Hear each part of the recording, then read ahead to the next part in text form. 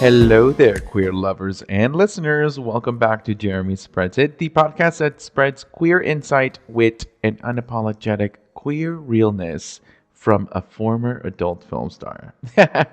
I'm your host, Jeremy Spreadums, and in season 2, it's all about discussing LGBTQIA plus dating, love, and relationships.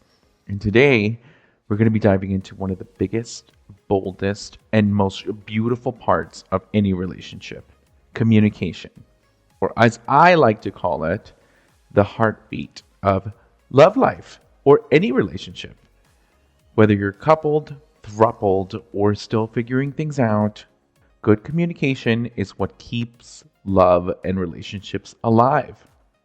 And in the LGBTQIA plus community, where identity and expression add layers of nuance to every relationship, communication is not just important, it's survival, honey. So let's break it down into 3 big areas: active listening, the power of I statements, and expressing your needs and boundaries.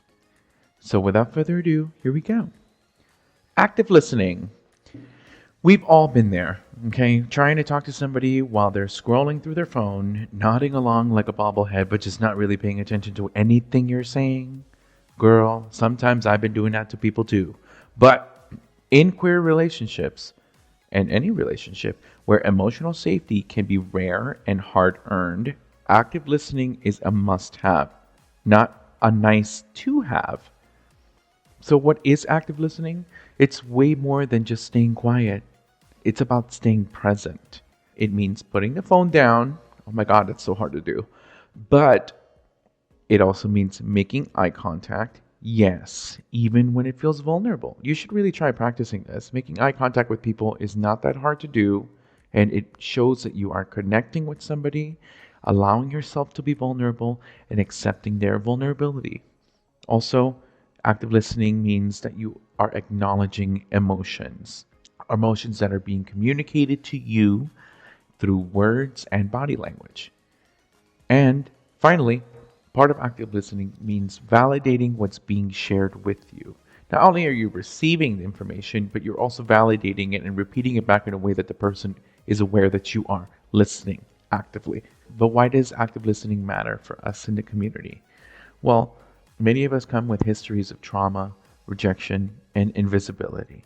So being heard and truly seen can be very healing, especially when it's coming from your partner. If your partner is actively listening, it tells you you matter and your voice matters. And that's what you're conveying to somebody else when you're actively listening to them. And let's be real, okay? I've been in relationships where I stopped opening up because my partner made every conversation about them, or just would not pay attention to me and continued to scroll through their phone, not even listen and acknowledge what was coming out of my mouth. And that kind of imbalance really breaks intimacy. But I was also in relationships with other people who actively listened and who constantly inquired about what was going on with me. They wanted me to tell them more, and they meant it. Those relationships are so powerful, and the connection with those people is just irreplaceable. So the next time someone's opening up to you or your partner is opening up to you about anything, try reflecting instead of reacting to the message. Say, it sounds like you're feeling ... or that must have been tough. Yes, it sounds very simple, doesn't it? But it's very effective, and it will absolutely take your relationship to higher places if you're actively listening to your partner.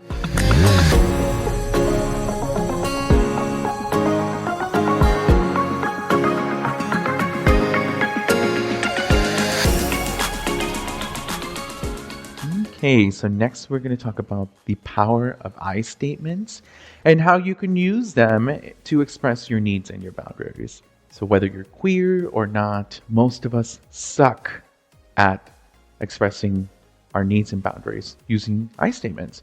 And when too much time passes, when you're not allowing yourself to communicate and express your needs and boundaries, 2 things can happen.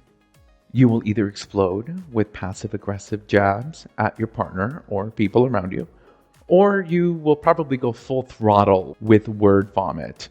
without even checking what you're saying and just letting everything just fly out of you. Okay? But what we need to do is to check in with ourselves about what we actually need and want. Seriously, just stop for a moment, either think about it or write it down. What is it that you actually need and want? Just remember that it's important for you and your partner or partners to step back and look within, listen to that inner voice, and realize that boundaries are healthy and personal needs are not selfish. So, when you need to communicate boundaries and needs, there is the power of I statements, because they're going to make the message more about your own personal needs while not attacking your partner or the individual that you are trying to communicate with. And so instead of saying, "You never listen to me," try, "I feel unheard when I'm sharing something important and you're distracted."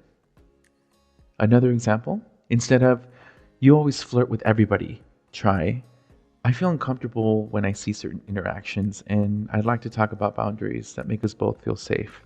Those are just some examples.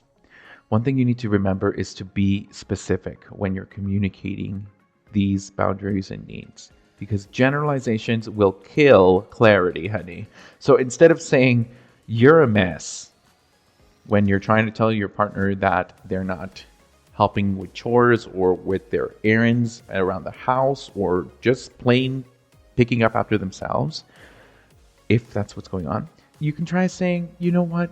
I feel stressed when the dishes pile up and when things are just all over the place. Can we set up a routine together that we can stick to?" I know it's super hard, but try to remember that words are powerful and what you say will be remembered, especially if words have feelings behind them. People will always remember how you make them feel. And when you're communicating your needs and boundaries using I statements, it's also good to offer a solution.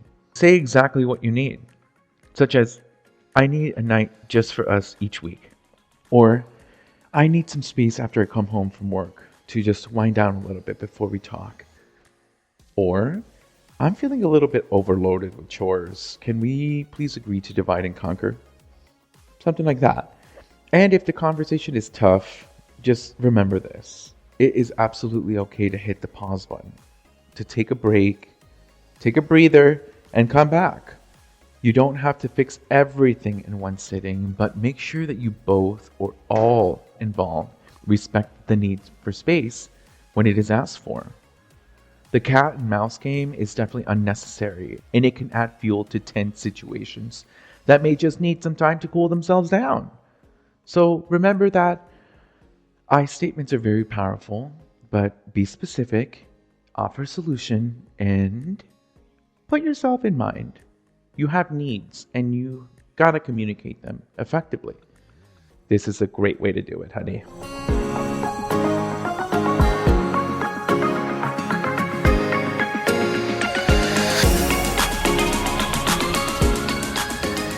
Now, all right, next we're going to continue to just talk about boundaries. Okay. Think of boundaries like emotional fencing. They're not walls, they're just lines in the sand that say, "Here's how I would like to be treated." And in LGBTQIA plus relationships, boundaries are especially important because we're often taught that our needs are either too much or too different. FYI, they're not. Your needs are valid, period. Now, here are some examples of common boundary zones or topics of boundaries. PDA comfort levels. Public display of affection is important. Not everybody's on the same page, okay? Let your partner or partners know what you're okay with and what you're not okay with, especially in areas where it may not feel safe or comfortable for you in public. Next, family introductions and relations. It's always good to communicate with your partner or partners about their family dynamics and about their family understanding of the queer world. And you want to communicate before meeting them about their knowledge of your relationship and how you will probably be introduced to them. Are you the partner or partners, or are you going to be the quote unquote roommate? We've all been there. Oh my God. If you haven't, God bless you. But I've been there so many damn times. I swear to God. I don't even want to go down that route right now.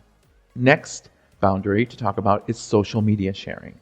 I'm totally comfortable with being out with anybody, taking pictures, and having that person post the pictures on their social media. But not everyone is okay with that. You have to communicate consent regarding social media posts between each partner in the relationship before posting anything. Because what if one of you just wants to have a private day out, does not want anyone to know what they're doing, does not want their information to be shared within their own inner circles for whatever reason? Any situation is fair. Okay. And last, the boundaries regarding emotional or mental capacities or abilities to deal with situations. Okay. Because I know that being the absolute best lover to your partner is like so important for you. But being the absolute best lover you can be to your partner or partners does not always mean that you will be equipped to handle every situation that comes your way together. Sometimes you can't be the therapist or the sparkly superhero that wants to fly in and save the day for somebody else. And that's okay. Knowing your own limits is absolutely healthy and necessary because you can communicate that to your partner or partners so that they're aware of what your limits are. They know that you're there to support them. Your partner or partners should definitely be on the same page as well. And there's no shame in calling for extra help by a therapist or a counselor if it's needed.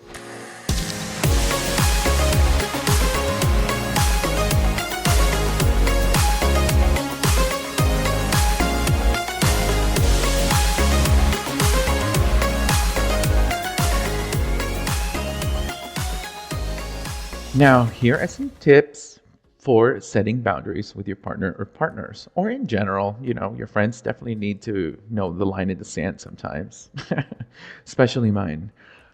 Remember to use the I statements and be clear and not vague when you're communicating.